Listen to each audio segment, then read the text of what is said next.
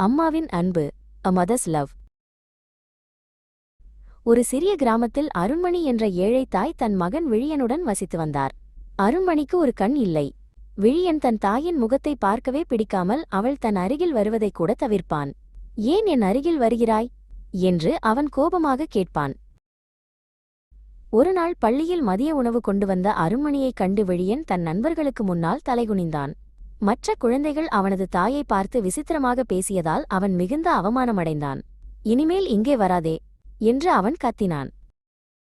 வீட்டிற்கு வந்ததும் விழியன் தன் தாயிடம் சண்டையிட்டான். உங்களை பார்த்தாலே எனக்கு அருவருப்பாக இருக்கிறது. உங்கள் ஒரு கண் இல்லாத முகம் என்னை தர்மசங்கடத்தில் ஆழ்த்துகிறது என்று சாடினான். அருண்மணி எதுவும் பேசாமல் மெலிதாக புன்னகைத்துவிட்டு தன் வேலையை பார்க்கச் சென்றார். பல வருடங்கள் கடந்தன.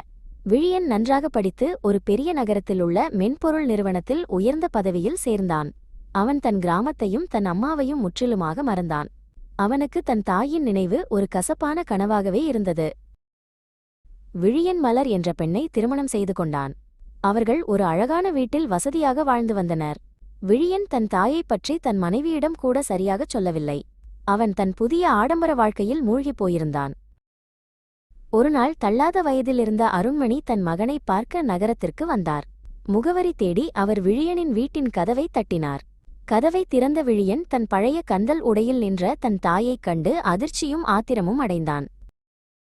இங்கே ஏன் வந்தீர்கள்? என் மனைவியும் குழந்தைகளும் உங்களை பார்த்தால் பயந்து விடுவார்கள். உடனே இங்கிருந்து கிளம்புங்கள் என்று விழியன் தன் தாயை கடுமையாக விரட்டிவிட்டான். அருண்மணி கண்களில் நீருடன் மெல்லத் திரும்பி நடந்தார். சில மாதங்களுக்குப் பிறகு ஏதோ ஒரு வேலையாக விழியன் தன் பழைய கிராமத்திற்குச் செல்ல வேண்டியிருந்தது. அங்கு சென்றபோதுதான் தன் தாய் இறந்துவிட்ட செய்தி அவனுக்கு தெரிந்தது. அவனது அண்டை வீட்டார் கண்ணன் அருண்மணி வைத்திருந்த ஒரு பழைய காகிதத்தை அவனிடம் கொடுத்தார். விழியன் அந்த கடிதத்தை பிரித்துப் படித்தான். மகனே, உன்னை தர்மசங்கடத்தில் ஆழ்த்தியதற்கு என்னை மன்னித்துவிடு. நீ சிறுவனாக இருந்தபோது ஒரு விபத்தில் உன் ஒரு கண்ணை இழந்துவிட்டாய். நீ ஒரு கண்ணில்லாதவனாக வாழக்கூடாது என்பதற்காக என் கண்ணை உனக்குத் தந்தேன். இன்று நீ பார்க்கும் உலகம் என் கண்ணால் பார்ப்பதுதான்.